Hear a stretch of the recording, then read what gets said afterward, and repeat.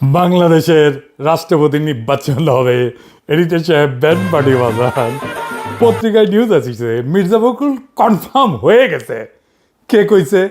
একাধিক স্ট্যান্ডিং কমিটির member confirm করেছে। সেটাও নাকি তারেক রহমান কনফার্ম করেছে, নিউজে করছে। বিএনপি আনুষ্ঠানিক বিবৃতি দিছে, দেয় নাই। তারেক রহমানের উপরে তো স্ট্যান্ডিং কমিটি দায়িত্ব দিছে, 12 তারিখ আনুষ্ঠানিক ঘোষণা দিবে, এটা বিএনপি বলছে। আগে ঘোষণা আসুক, তারপরে প্রচার করেন। বিবিসি নিউজ করেছে কে হচ্ছে রাষ্ট্রপতি এটা শুধু প্রধানমন্ত্রী জানে, আর বাংলা মিডিয়া জেনে গেছে। বাংলা মিডিয়াগুলো মুখে আছে মির্জা ফখরুলের প্রেসিডেন্ট বানানোর জন্য। হয়তো তারেক রহমান এর মধ্যে ঠিক করে ফেলেছে, হয়তো হইতেও পারে যে মির্জা ফখরুলই ঠিক করেছে, কিন্তু এটা আপনি কনফার্ম হইতে পারেন না। তো বিএনপির মন্ত্রিসভায় কে আসতেছে এটা শপথ নেওয়ার আগে পর্যন্ত কেউ জানতো না, বিএনপিরও কেউ জানতো না। আর প্রেসিডেন্টের নাম জানিয়ে ফেললো, বাপরে তালে বড় এসে গেছে। অবাক লাগতেছে না? সংবাদ মাধ্যমগুলোর এই অতিরিক্ত উৎসাহ আরো বেশি সন্দেহের জন্ম দেয়। বিএনপি নমিনেশন পেপার কিনছে 2টা, মানে 2জন ক্যান্ডিডেট আছে তাদের। আমি একটা এপিসোড করেছিলাম, সেখানে দেখাইছিলাম যে দলের মধ্যে থেকে রাষ্ট্রপতি নির্বাচন না করে দলের বাইরে থেকে যদি বিএনপি সরকার রাষ্ট্রপতি নির্বাচন করতে চায়, তাহলে প্রফেসর ইউনূস একটা ভালো ক্যান্ডিডেট হইতে পারে। বিএনপির দলের মধ্যে কয়েকজন ক্যান্ডিডেট আছে, ভালো ক্যান্ডিডেট আছে, সকলেই ভালো।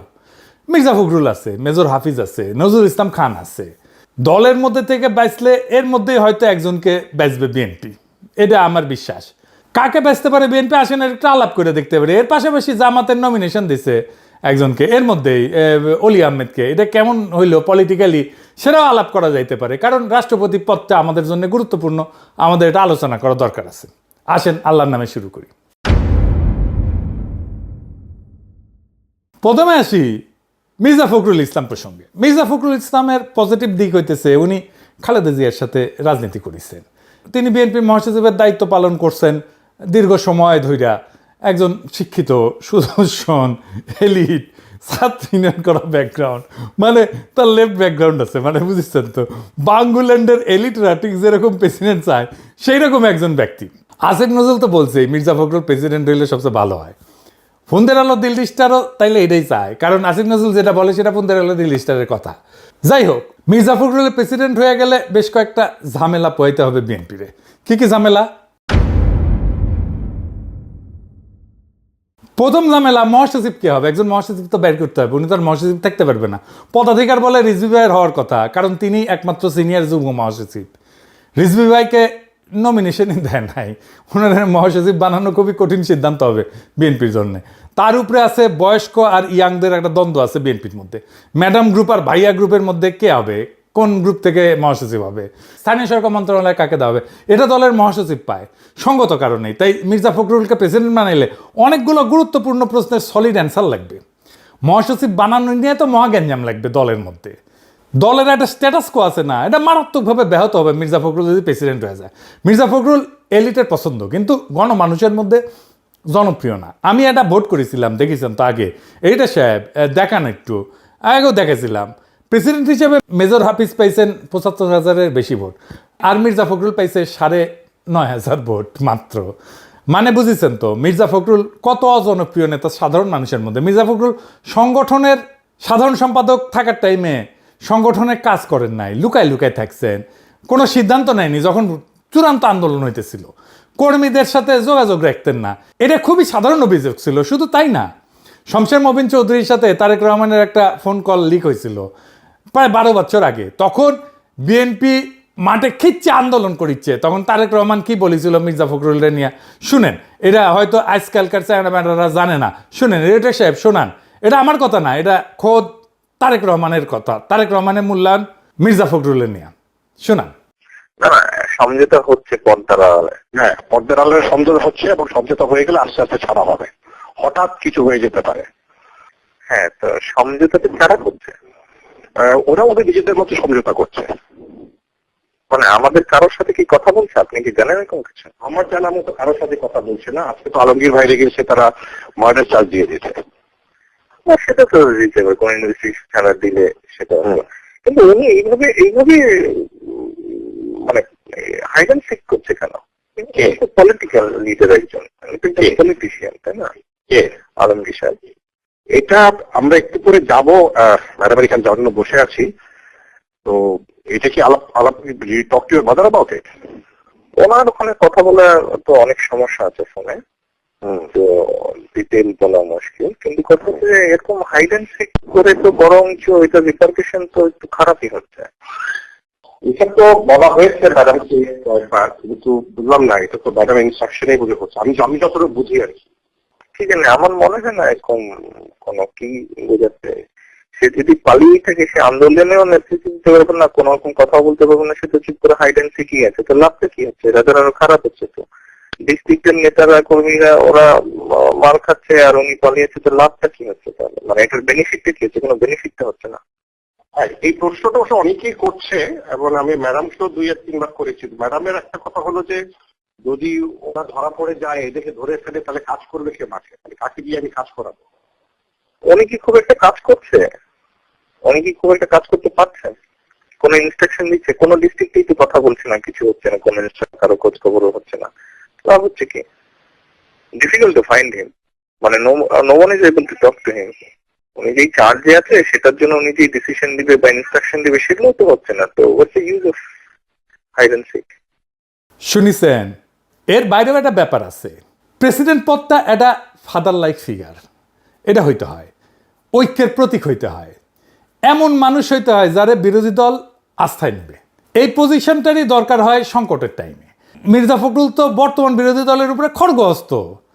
দেখেন, বলছে ভোট হইলে জামাতের অস্তিত্বই থাকবে না, এনসিপি তো ভোটই পাবে না। হ্যাঁ, এটা অত্যন্ত আক্রমণাত্মক ভবিষ্যৎবাণী। তো উনি তো একটা ইউনিফাইং ফিগার হইতে পারেন না। এখন যদি বিএনপি বানাইতেই পারে, ওনার আর কিছু নাই দেখাইলাম।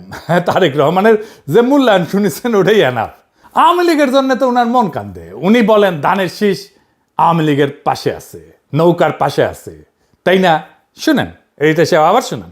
এখন আমাদের যারা এখানে নৌকা করতেন সারা বাংলাদেশে, তারা তো একটু অসহায় অবস্থায় আছে, যে আমাদের মূল লক্ষ্যে পড়ায় গেছে, আমরা এখন কি করবো?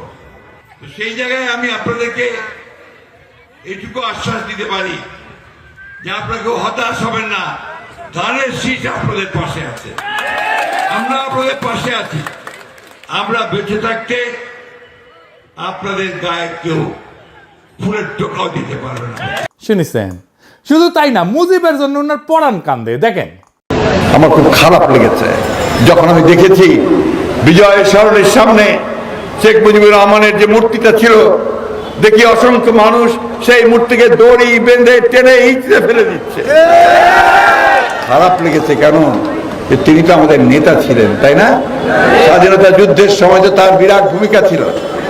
এই লোকটাকে এই হাসিনা কত ছোট করে ফেললো যে আজকে তারও মূর্তি নামিয়ে ফেলতে, তার জন্য সম্পূর্ণভাবে হাসিনা দায়ী। শুনেছেন? খুব ব্যথা পেয়েছেন উনি। হাসিনার জন্য শরীরদের বডিগার্ডের সমস্যা হইতেছে, তাই উনি দুঃখ একেবারে পরাণ পাগল পাড়া হয়ে গেছে। ওরে আমার দুঃখ রে, ওরে আমার মনে বড় দুঃখ রে, দুঃখ আমার মনে রে। যাই হোক, বিএনপির আর এক ক্যান্ডিডেট হতে পারে মেজর হাফিজ। উনি বর্তমানে রাষ্ট্রপতির দায়িত্ব আছেন, জিয়ার সাথে সেনাবাহিনীতে ছিলেন। মেজর হাফিজ পাকিস্তান আর্মিতে কমিশন পান, কাকুলে ওনার ট্রেনিং হয় এবং ওনার ট্রেনার ছিলেন স্বয়ং জিয়াউর রহমান। 1971 যুদ্ধ করেন বাংলাদেশের স্বাধীনতার জন্য, পরে সেনাবাহিনীতে যোগ দেন। তিনি জিয়াউর রহমানের পিএসও ছিলেন, মানে বুঝেন কতখানি সম্পর্ক। মেজর হাফিজের ভাষ্যমতে জিয়াউর রহমান 1974 ওনার বার্ষিক গোপনীয় প্রতিবেদনে, যেটাকে এসিআর বলে, সেইখানে মেজর হাফিজকে সেনাবাহিনীর সর্বোচ্চ দায়িত্ব পালনের উপযোগী করে গড়ে তোলার কথা লিখেছিলেন। ওনারা প্রেসিডেন্ট করলে শুধু একজনকে স্পিকার নিয়োগ দিতে হবে, তাই তো?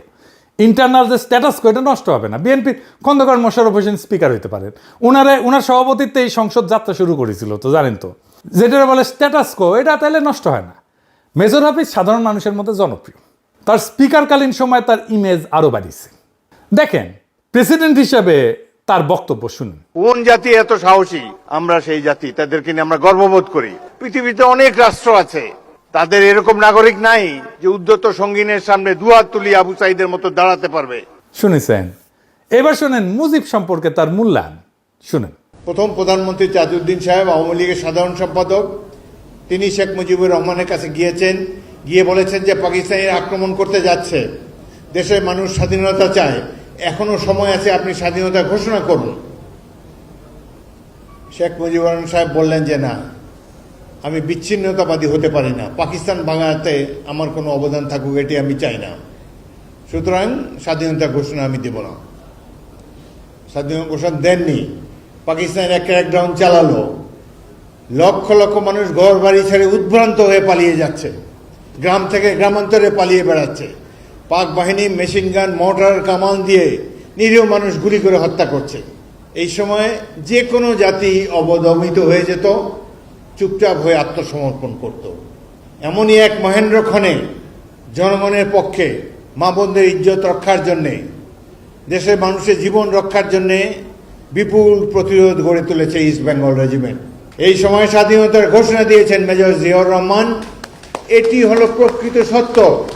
শুনিছেন, তার একটা অভিভাবক সুলভ ইমেজ দাঁড়ায় গেছে। বিরোধী দলের মধ্যেও তার ইমেজ খুবই ভালো, খুবই পছন্দ করে। সংসদে তো জারি উনি যা দেন সেটা সরকারি দলের লোকদেরকেই দেন। এই যে দেখেন, পার্থরে ইসলামী ব্যাংক প্রসঙ্গে সে জারি দিছিল, কঠিন জারি দিছিল।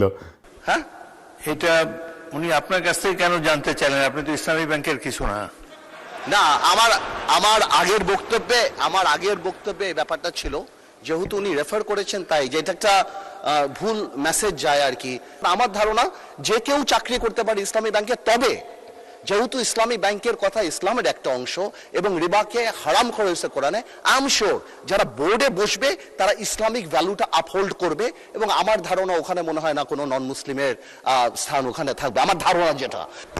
আমি লক্ষ্য করেছি এই সংসদে অনেক অনুমান নির্ভর কথাবার্তা হয়। বাবু গয়েশ্বরচন্দ্র রায় আপনাকে রেফার করার কোনো কিছুই না, আপনি ইসলামী ব্যাংকের কোনো কর্মকর্তা না, ইসলামী ব্যাংক সম্বন্ধে কোনো ধারণা নাই। এই ব্যাপারে ইসলামী ব্যাংকের গভর্নিং বডির কেউ যদি এখানে থাকে, উনি দাঁড়িয়ে হয়তো বলতে পারতেন, যার এই ব্যাংক পরিচালনা সম্পর্কে যার অভিজ্ঞতা আছে। আর যে বিষয়টা অত্যন্ত সেন্সিটিভ, এটা কমিউনাল ইস্যু এখানে রেজ করা হয়েছে। দেখেছেন হাসিনারে কি বলে? দেখেন, আসেন দেখেন, সেটা প্রেসিডেন্ট হয়ে বলতেছে, কিন্তু এইটা দেখেন, শুনেন। আমরা অপেক্ষা করে আছি, আসেন দেশে, দেশে আছেন, দেখা হবে ইনশাল্লাহ রাজপথে। 27 বছর বয়সে মুক্তিযুদ্ধ করেছি, এখন 82 বছর বয়সে আরেকটা করব বাংলাদেশের জন্য।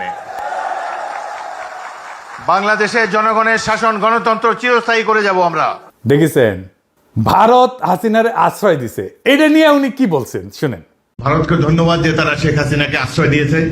শেখ হাসিনা এবং আওয়ামী লীগেরা যে এত বড় ভারতের দালাল, দেশের শত্রু, আশ্রয় না দিলে তো আমরা বুঝতে পারতাম না। সুতরাং এই আওয়ামী লীগের ফেরত আসার কোনো সম্ভাবনা আমি দেখি না। আগামী 20 বছরে তারা দেশে আসবে, নির্বাচন করে আবার রাষ্ট্র ক্ষমতায় যাবে, এটি কোনো রকমই সম্ভব না। আবার প্রতিবেশী রাষ্ট্র পেশি শক্তি ধরে তাদের বসিয়ে দিবে, কিংবা কোনো একটা সামরিক বাহিনী তাদেরকে বসিয়ে দিবে, এটাও সম্ভব না। আমাদের আস্থা রাখতে হবে জনগণের শক্তির উপরে। আমরা অনেক ভাগ্যবান, 71-এ বীর শ্রেষ্ঠদেরকে দেখেছি, আর 2024 সালে আবু সাইদকে দেখেছি। শুনেছেন ভারতের কিছু কিছু পলিটিশিয়ান এ কইছে বাংলাদেশকে দখল করে নেব। মিডিয়া তো একেবারে যে ময়ূক টয়ুক আছে না, রিপাবলিক টিভি ইত্যাদি, কি আছে না, ওগুলো তো কয়। তখন উনি কি বলছিলেন এই যে বাংলাদেশ দখল করে নেওয়া প্রসঙ্গে, শুনেন। ভারত কেন, আমেরিকাও এসে কোনোদিন বাংলাদেশ দখল করতে পারবে না। Come and try. অত্যন্ত দুঃখ লাগে, আমার দেশে পতাকা পোড়ানোর তুমি কে? What have you done? শুনেছেন 1971-এ ভারত সাহায্য করেছে, অনেকে তো কাইট হয়ে পড়ে যায় যারা মুক্তিযুদ্ধ করে, কিন্তু উনি একজন খেতাবপ্রাপ্ত মুক্তিযোদ্ধা হওয়া সত্ত্বেও উনি কি বলছেন দেখেন ভারত প্রসঙ্গে। ভারতীয় সরকার আমাদের বন্ধু ছিল 71 সালে, কিন্তু স্বাধীনতার পর থেকেই আমরা লক্ষ্য করেছি তারা 71-এ তারা আমাদের জন্য যে সাহায্য সহযোগিতা করেছে সেটি উদ্ধার করার জন্য অতি ব্যস্ত। বাংলাদেশের প্রত্যেকটি ক্ষেত্রে তারা হস্তক্ষেপ করেছে। রামপাল বিদ্যুৎ কেন্দ্র থেকে শুরু করে দেশের ভিতর দিয়ে ট্রানজিট এবং অন্যান্য প্রত্যেকটি প্রকল্পে বাংলাদেশের নতজানু সরকার, আওয়ামী লীগের সরকার, শেখ হাসিনার সরকার বাংলাদেশের মানুষের স্বার্থ জলাঞ্জলি দিয়ে তারা এই দেশকে ভারতের একটি কলোনি বানিয়ে দিয়েছিল। দেশের জনগণকে বাধ্য হয়ে দীর্ঘদিন সংগ্রাম করে এই মাফিয়া সরকারকে অপসারিত করা হচ্ছে। শুনেছেন মমতা ব্যানার্জি একটা খুব মারাত্মক বাজে কথা বলছিল, আমরা কিছু বলি নাই উনারে, যাই হোক, কিন্তু উনি ছাড়েন নাই। বাংলাদেশের সংখ্যালঘুদের উদ্ধারের জন্য মমতা একটা উক্তি করছিল, সেটার বিরুদ্ধে কি বলছিলেন উনি, এটা শুনেন। মমতা ব্যানার্জিকে ভালোই মনে করতাম, সৎ, ভালো মহিলা, সাদাসিধা চাল চলন। তিনি পর্যন্ত বলেছেন শান্তিরক্ষী বাহিনীকে আমন্ত্রণ জানাতে চান বাংলাদেশের সংখ্যালঘুদের রক্ষা করার জন্য। কত বড় মিথ্যাচার! আমরা প্রত্যেকটি বাংলাদেশি নাগরিককে সামরিক ট্রেনিং দিয়ে প্রস্তুত করব যুদ্ধের জন্য। শুনেছেন? তারপরে ধরেন আমাদের পানির ন্যায্য হিসাব ভারতের প্রসঙ্গে কি একটা স্পষ্ট পলিটিক্যাল স্ট্যান্ড উনি নিছিলেন, শোনেন। 54টা নদী ভারতের মধ্যে দিয়ে প্রবাহিত হয়ে বাংলাদেশে প্রবেশ করেছে। প্রত্যেকটি নদীতে অন্যায়ভাবে ভারত সেখানে বাঁধ নির্মাণ করেছে, যে বাঁধ নির্মাণের ফলে আমাদের কৃষক ন্যায্য পানি পাচ্ছে না। আমি পানি সম্পদ মন্ত্রী হিসাবে সবসময় বাংলাদেশের মানুষের ন্যায্য দাবি বলিষ্ঠভাবে তুলে ধরেছি। তাদেরকে বলেছি আপনারা পরিবেশের ক্ষতি করছেন, বাংলাদেশের কৃষকদের ক্ষতি করছেন, সুতরাং অবিলম্বে প্রত্যেকটা নদীতে আমরা প্রত্যেকটা অভিন্ন নদীর পানি ভাগাভাগির জন্য আমি উদ্যোগ গ্রহণ করেছিলাম। তিস্তা নদীর পানি ভাগাভাগির জন্য আমরা একটা সিদ্ধান্ত উপনীত হয়েছিলাম। শুনেছেন? মানে আমি উনার যত ক্লিপ দেখতেছি, আমি দেখতেছি উনি খালি পজিটিভ কথা, পজিটিভ আমাদের কথাই বলতেছেন। মনে হচ্ছে আমাদের মাউথ পিস হিসেবে উনি কথা বলতেছেন। ওনার দুইটা নেগেটিভ পয়েন্ট তা আছে, একটা খালেদ মোশাররফের সাথে উনি করতে যাওয়া, আর 1/11-এর টাইমে বিএনপি ভাঙতে যাওয়া। তো উনি আপনার ইমেজ যে লেভেলে পুনরুদ্ধার করছেন সেটা অবিশ্বাস্য। আমার মতে উনি একটা ইউনিফাইং ক্যারেক্টার হইতে পারেন।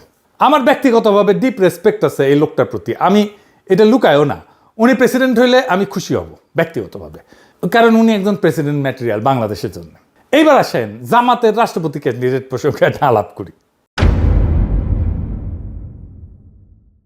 আমরা তো সবাই জানি যে জামাতের প্রার্থী জিতবে না। তো এই মনোনয়নটা একটা প্রতীকী মনোনয়ন যে আমরা কেমন ধরনের লোককে রাষ্ট্রপতি পদে চাইতেছি, কেমন ধরনের লোককে রাষ্ট্রপতি পদে মনোনয়ন দিলাম। তাহলে এমন একজনকে দেওয়া দরকার যে জামাত এনসিপির ইমেজ বাড়াবে, তাই না? কিন্তু দিল কাকে? অলি আহমেদকে। আসেন অলি আহমেদের একটা বক্তৃতা দেখি চট্টগ্রামে। রাজাকার এবং স্বৈরাচার বেগম খালেদা জিয়া মাত্র 1/3 জনগণের প্রতিনিধিত্ব করে। সুতরাং 2/3 প্রতিনিধিত্বকে বাদ দিয়ে আপনারা কখনোই আজউদ্দিনের নেতৃত্বে কাজ করতে পারেন না। আর বিএনপিতে চলে গেলে 0 হয়। আরে বেগম জিয়া দেখে যাও চট্টগ্রামের মানুষ আজকে কি করে। দেখেছেন? এটা 1/11-এর সময় বক্তৃতা। 2006 সালে খালেদা জিয়ার তারেক রহমানকে উদ্দেশ্য করে বলছিলেন, মা ভালো হইলে ছেলে খারাপ হয় কিভাবে, দুইটাই বদমাইশ। চিন্তা করেছেন? মুখের লাগাম নাই তো তার। এমন একটা মানুষকে, আজ ধ টাইপের মানুষকে প্রেসিডেন্ট ক্যান্ডিডেট করছে জামাত এনসিপি। সে নাকি প্রথম চট্টগ্রামে বিদ্রোহ করেছিল, সেটাও সে কয়। মুক্তিযুদ্ধের সময় ক্যাপ্টেন অলি আহমদ হিসাবে সর্বপ্রথম পাকিস্তানের বিরুদ্ধে বিদ্রোহ করেছিলাম। চট্টগ্রাম সেনানিবাসে গোলাগুলি শুরু হয়েছে, 8ম বেঙ্গল সেনাদেরকে নিয়ে আমি বিদ্রোহ করি। মুক্তিযোদ্ধা তাই 7 খুন মাপ। জামাতের 71 নিয়ে একটা হীনমন্যতা আছে, তাই মুক্তিযোদ্ধা দেখলে ক্যাট হয়ে পড়েছে। সাতক্ষীরা একটা মুক্তিযোদ্ধা এমপি কি পরিমাণে বেইজ্জত হইল না, তাও শিক্ষা হয় নাই ওদের। তারা যদি একজন নন পার্টিজান কাউরে নমিনেশন দিত তাইলে সেটা পলিটিক্যালি ইউজ করতে পারতো। ধরেন সে যদি দিলারা আপারে দিত, তাহলে পরে নারী নেতৃত্ব নিয়ে প্রশ্ন করলে বলতে পারতো, আরে আমরা তো আমাদের প্রেসিডেন্ট ক্যান্ডিডেট করছিলাম একজন নারীকে, আপনারা কি বলেন এই সমস্ত কথা। নন পার্টিজান কাউরে করলে বিএনপির উপরে একটা চাপ সৃষ্টি হইতো যে বিএনপিও তাহলে একটা নন পার্টিজান কাউরে নমিনেশন দিক। কইতো যে দেখো আমরা তো দলের কাউরে দেই নাই, তোমরা কেন দাও না, তোমরা দলের বাইরে দাও। বদিউল আলম মজুমদারের করতে পারতো, মাহমুদুর রহমানের করতে পারতো।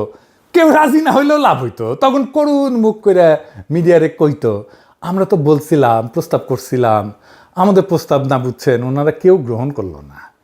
এতেও মানুষের সমবেদনা পাইতো।